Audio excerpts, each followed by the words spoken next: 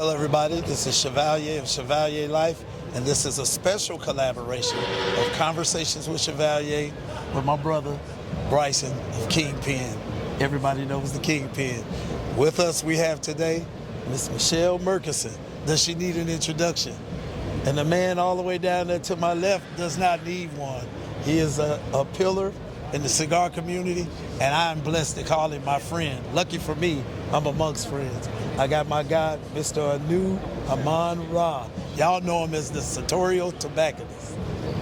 Welcome to a special episode of Conversations with Chevalier. So, as I always say, this is a conversation. This is not an interview.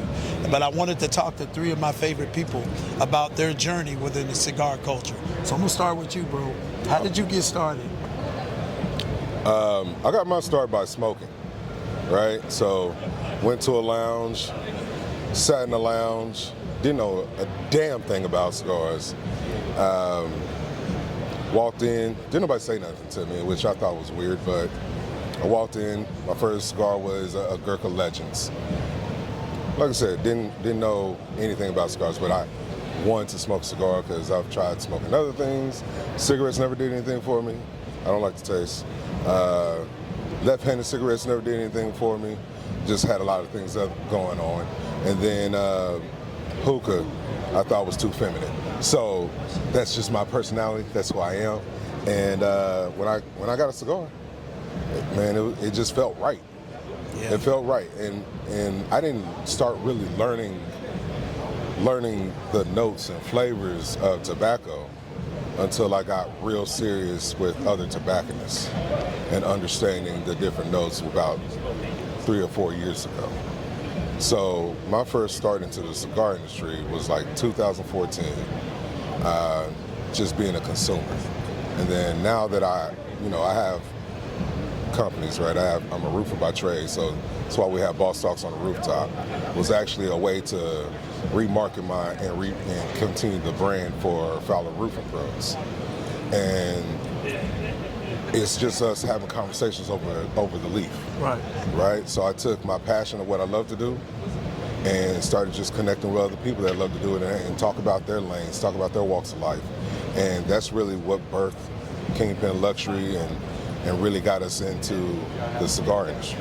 All right, that's very interesting. Now, Michelle, I've wanted to ask you this question many times. I've never asked you. I've had you on conversations before, and I didn't ask you this, but you're one of the youngest ones on the panel here, but you make the most noise in the room.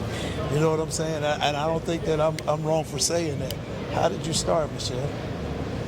Oh, man. The start is easy, one word, my dad. My daddy is the reason that I'm into cigars. I think for me it's also the idea of knowing when you are in such a very particular place as we are in, you really have to come correct. You cannot just come into an industry and thinking that you just know everything. You have to research and learn and actually put in the work. So for me, it was once my dad taught me how to smoke cigars, I had to immediately go into learning everything about it, and it was a very easy love story for me. Now, Anu,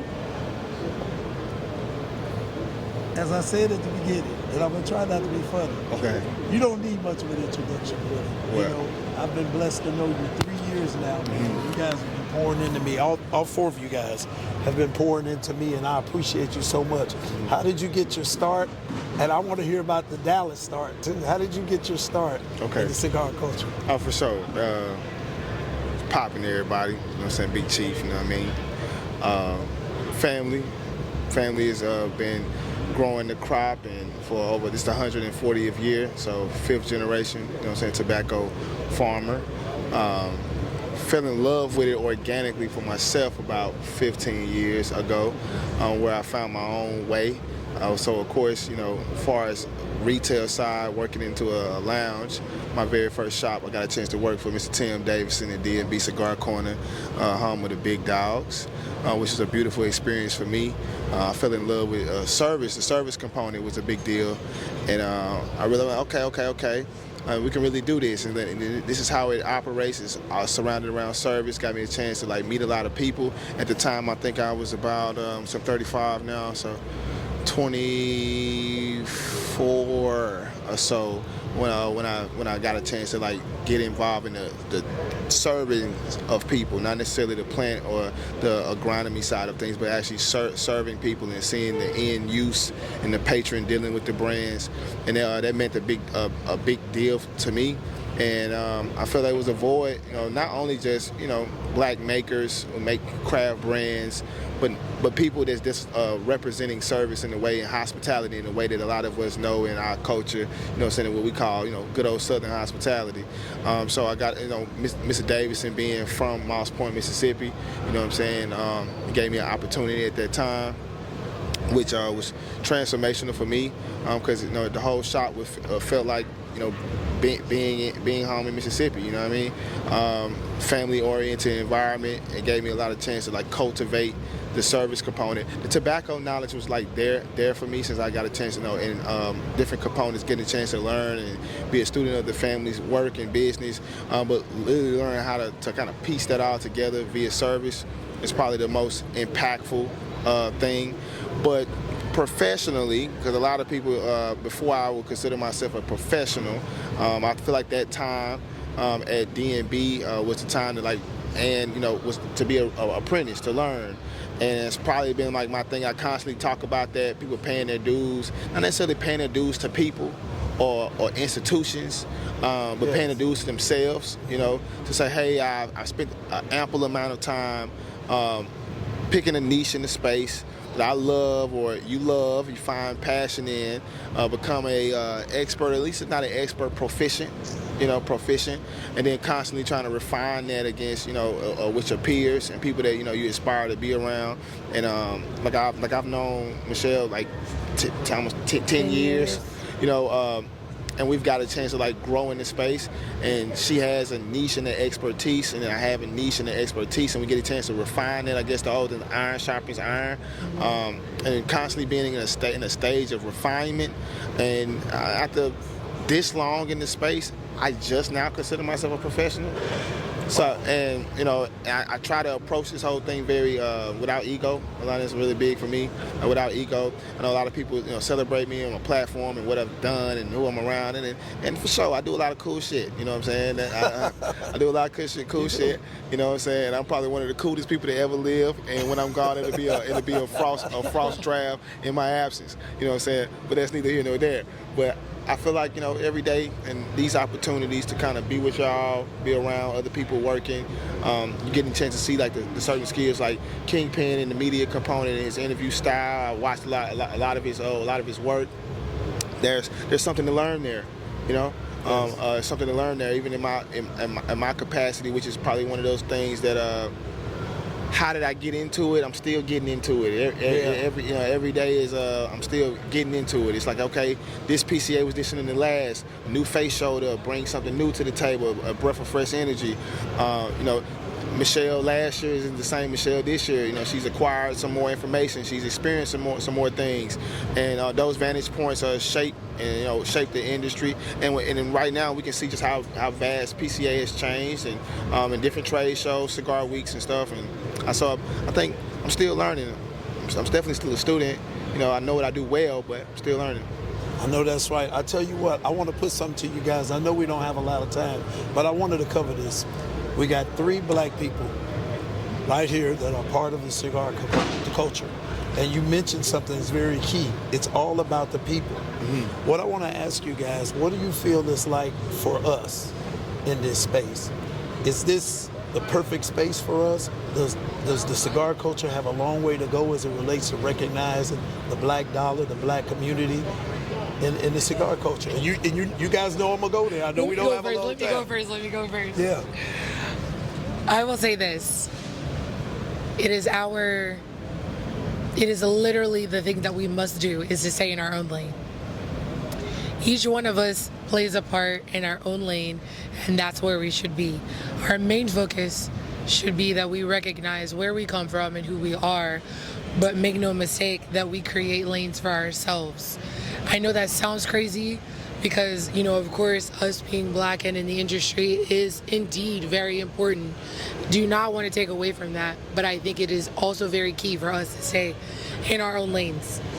and focus on that, because when you focus on your own lane, you don't have to worry about other people, and you also don't have to worry about if other people like you or not, because the people that are supposed to find you will find you. Well, community versus culture, and how do we feel about the African American experience? We're dope. We're dope, and so it's just one of those things. Like,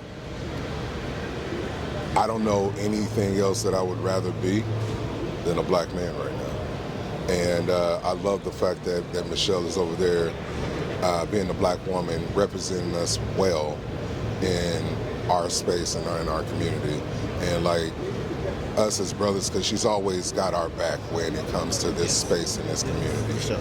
And so I have nothing but flowers and give them to you, and especially you, Anu, over there, because you represent a whole lane of people that, you know, go from the entertainment sector into this luxury sector, and, you know, they don't look like the Cuban or the Latin American or the legacy brands of what that used to look like. And you have such a style on your own. No one can ever touch that, right? And so the African American like culture is one of just innovation. And so we're always creating something that they're trying to duplicate. So I don't really understand as far as like our African culture, like, hey, we got it just by being us. Community on the other side of this is us actually doing this all three together, understanding that we're doing a collaborative effort to push forward not just a brand, but our love of the leaf on a commonality.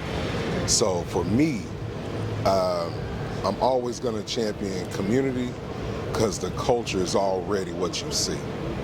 From me looking at myself being a black man, I'm a black man, I'm a representative for the black people, I'm already going to be that. There's no changing, no hiding that. But for a community, it's like, okay, can I sit down and smoke with someone that doesn't have the same hue as me? Yes, I can do that, right? We're going to have the same conversation over lead. Do you like the cigar or you don't like the cigar? Why don't you like the cigar? And that right there is me building the community and having a commonality and being able to like, hey, he's not so bad after all. Yeah, for a white guy, you're not that bad. We're going there. So that's just me right there. So I'm gonna pass it back on to you, Shabaya. And I wish we had a whole lot of time to do a whole lot of talking. But what I do want to say is this to you guys. For me, you guys have helped me to discover my passion. You've helped me to discover the journey that I want to be on for the rest of my life.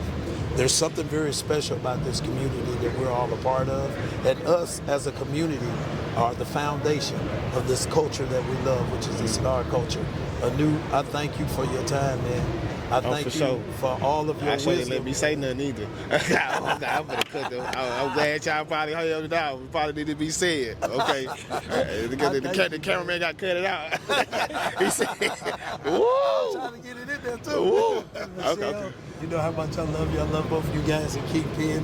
This has been a collaborative Conversations with Chevalier and Kingpin Luxury conversation here at PCA 2026. Thank you guys.